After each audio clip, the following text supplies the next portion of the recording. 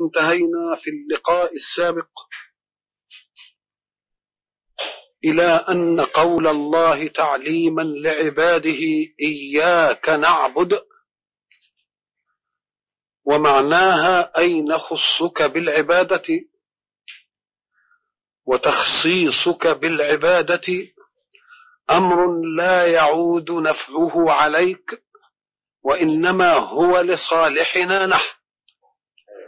وقلنا إن تخصيص الله بالعبادة سيشكل مبدأ يناقض ما عليه الوجود من طغيان القوي على الضعيف، فأراد الحق سبحانه وتعالى أن يعدنا إعدادا لمواجهة ذلك، فقال إياك نعبد وإياك نستعين، أي نستعين بك في إخلاصنا العبودية لك ولو قام دون ذلك طغيان يحول بيننا وبينها، فيعلمنا الله أن لا نهن أمام ذلك، وأن نعد لصولة الباطل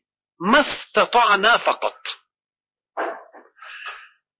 حين نعد لهم ما استطعنا تكون الاستعانة بالله، لأن الاستعانة إنما تدل على فاعل يفعل ما في طاقته ثم يواجهه ما فوق طاقته، فإذا ما واجهه ما فوق طاقته فيجب أن لا يهن، لأنه مسنود إلى رصيد أعلى من طوائف الطغيان في البشر.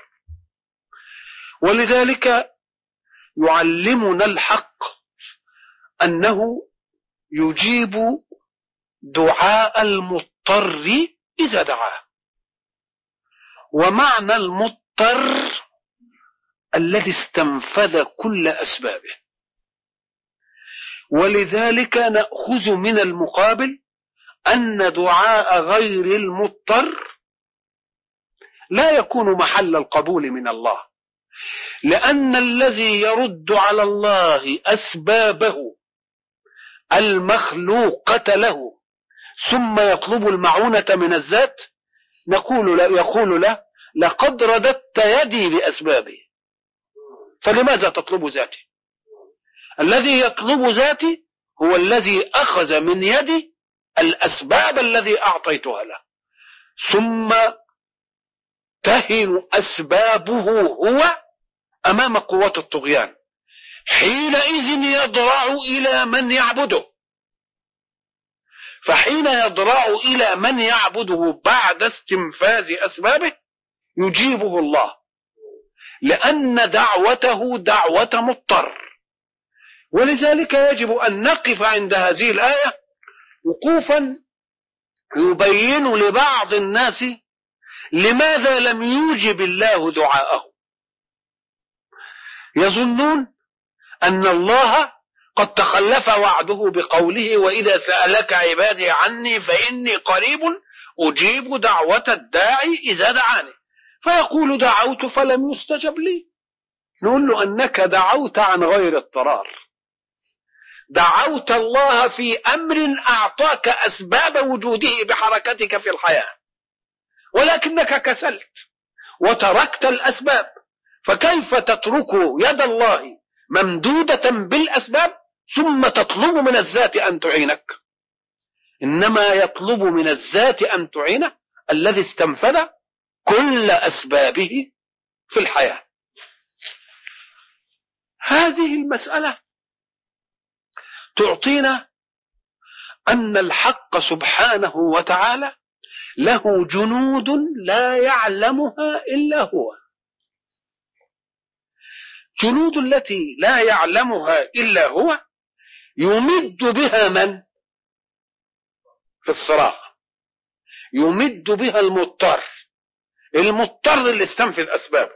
أنا ضربت مرة في القرية لأن أغلبها أمي، مثل بسيط جدا علشان يجلي هذه الحقيقة الكونية.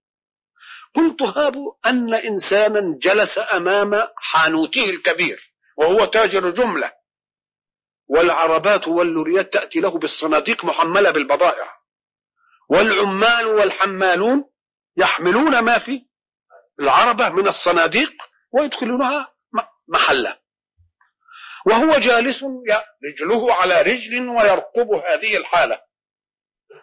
فطالما كانت الأشياء مواتية، بمعنى أن الحامل يطيق ما يحمل، لا يتدخل، ولكن هب أنه نظر فوجد صندوقا جاء الحامل ليحمله فغلبه الصندوق قصر كده بدون تفكير، يهب لينجده.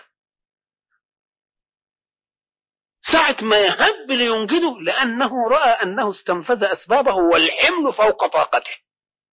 ما دام الحمل فوق طاقته يوم يفزع هو الفزعة اللي هي ايه؟ قسرية، يعني أمر بدون تفكير، وربما كانت الحركة غير المرتبة فكريا تؤدي إلى أن يعطب أشياء في طريقه. يبقى دليل على أنه كذلك ربك حين تتعرض لشيء من متاعب الحياة وقد استنفدت كل أسبابك المشروعة، ما تهينش أمام الأسباب وتقول أنا لا أواجه الأشياء بقوتي، ولكن بقوة من آمنت به وأخلصت عبادتي له. وإلا كنت أشوف لي شوية آلهة كتار علشان يبقوا يساعدوني في الحكاية دي. فما دام أنا خصصته بالعبادة يبقى المنطق إن هو إيه؟ يعينه.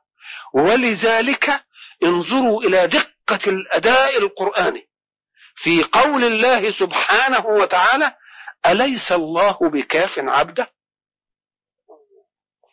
أليس الله بكاف عبده؟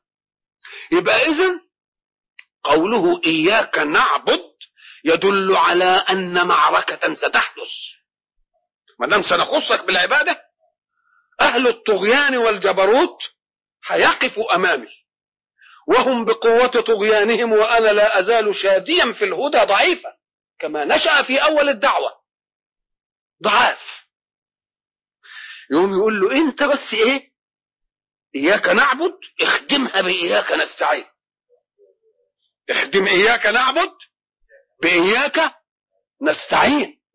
وما دام إياك نعبد وإياك نستعين يلتحموا ببعض، يبقى إذن أسبابك وقوة المسبب لأسبابك هي اللي مقابلة لمين؟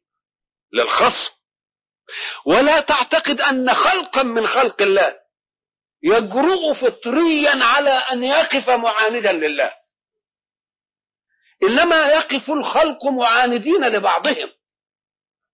فإذا تخلى الطرفان عن الله يبقى القوي بقوته، ولكن إذا التحم واحد منهم بالله فسيوجد واحد غير ملتحم بالله وواحد ملتحم بالله.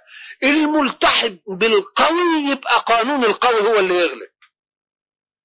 وأنا قلت لكم ساعة قال سيدنا أبو بكر في الغار: لو نظر أحدهم تحت قدميه لرآنا.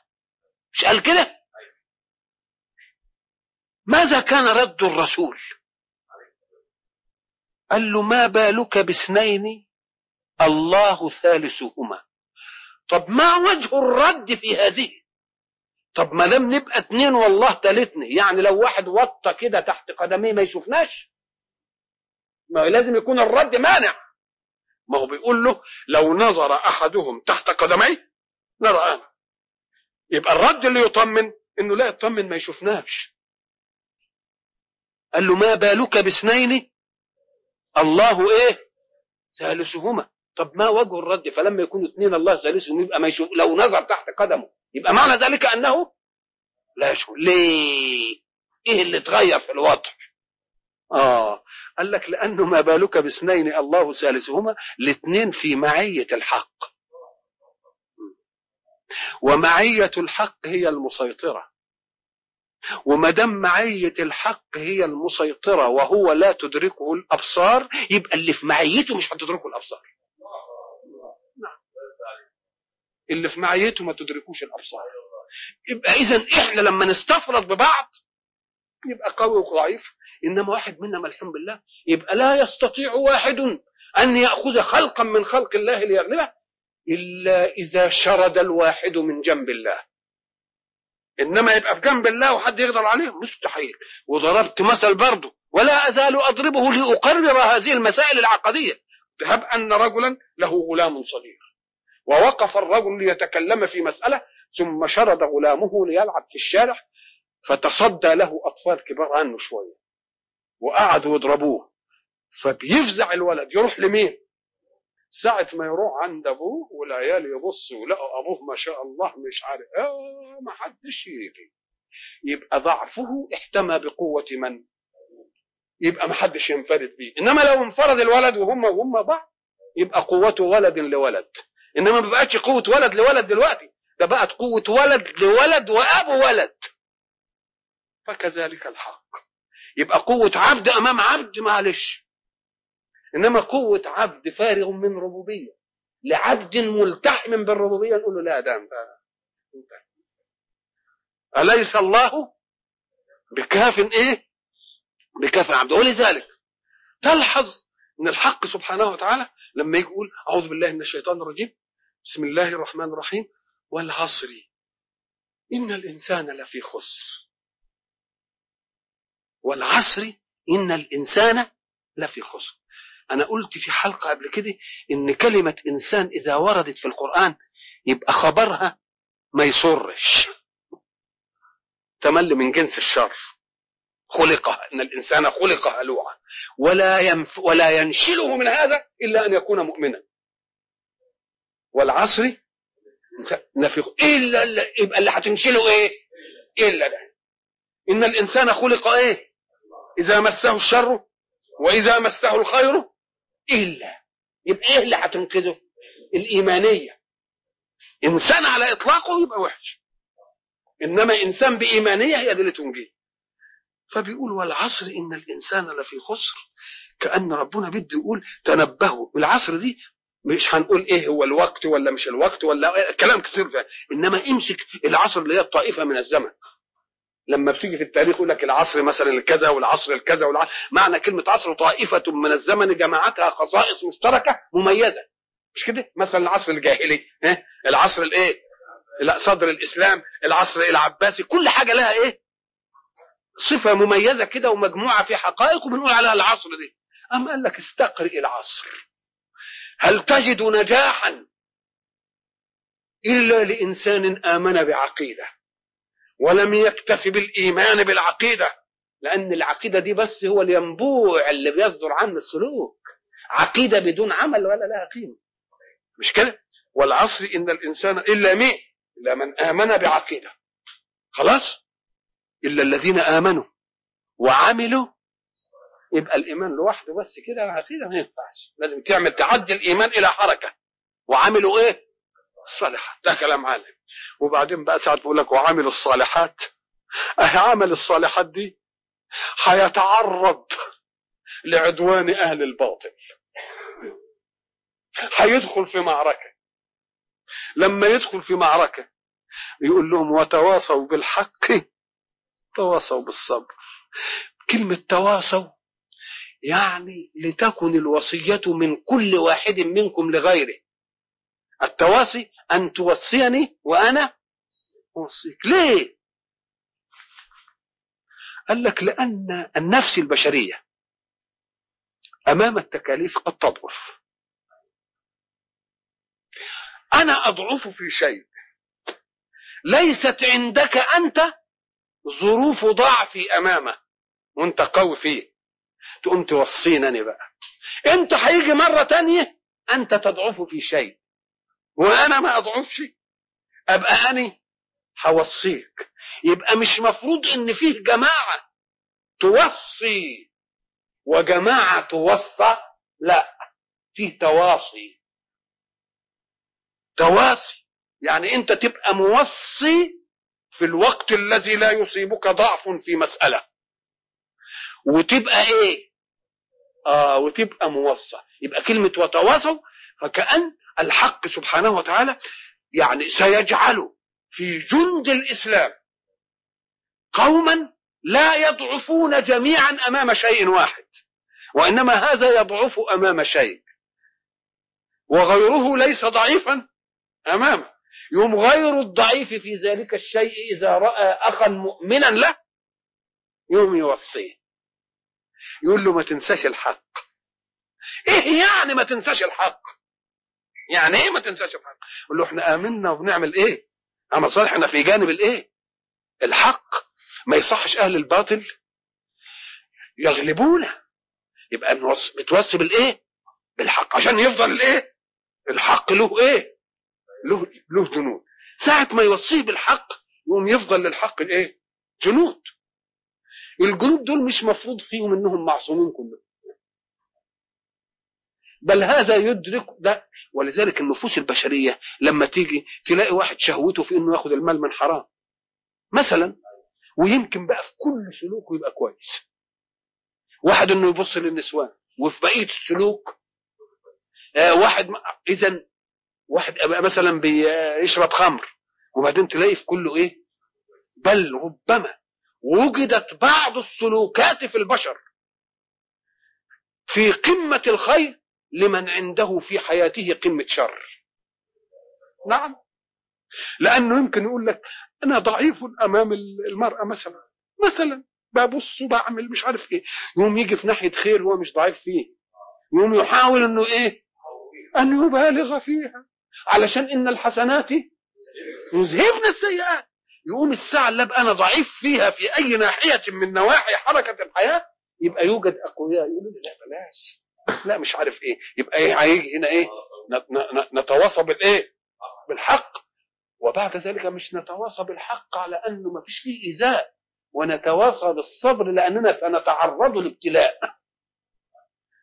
نتواصى بالصبر لأننا سنتعرض للابتلاء. ساعة ما تلاقيني أنا أضعف في شيء تقوم تقول لي لا اقوى اصبر نصر الله آت. يوم أنت ساعة ما تيجي كده في الناحية اللي أنت قوي فيها تيجي للناحية اللي أنا ضعيف فيها وتوصيني. ساعة ما تيجي يبقى ليه في جند للحق وخميرة إيمانية للحق، تقوم تثق تمام الثقة إن الحق هينتصر والباطل يبقى إيه؟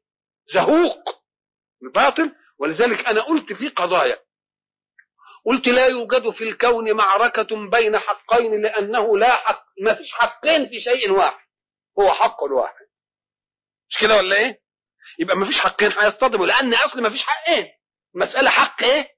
واحد، وجه واحد. طيب، والمعارك دائما إما بين حق وباطل وإما بين باطلين. المعركة بين حقين لا توجد، والمعركة بين حق وباطل لا تطول، لأن الباطل زهوق. الباطل ليه؟ لأن المبطل نفسه ساعة ما يدخل معركة وبعدين المعركة دي هتعرضه للخطر ينسحب على طول. إنما اللي مستريع وعارف إنه لما يموت هيدخل الجنة ولا يبالي يبقى إذن المبطل صاحب الباطل يبقى إيه؟ زهوق، لأنه ده هو بيعمل عشان الحياة، مش كده ولا لا؟ وبيحب الإيه؟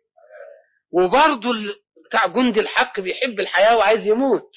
يبقى واحد بيحب الحياة وعايز يعيش، وواحد بيحب الحياة وعايز يموت. الحياة هي اللي احنا قلنا عليها وإن الدار الآخرة لهي الحيوان لو كان. ولذلك المتنبي صور المسألة دي، قال أرى كلنا يبغي الحياة لنفسه حريصا عليها مستهاما بها صبا، فحب الجبان النفس أورده التقى، وحب الشجاع النفس أورده الحق.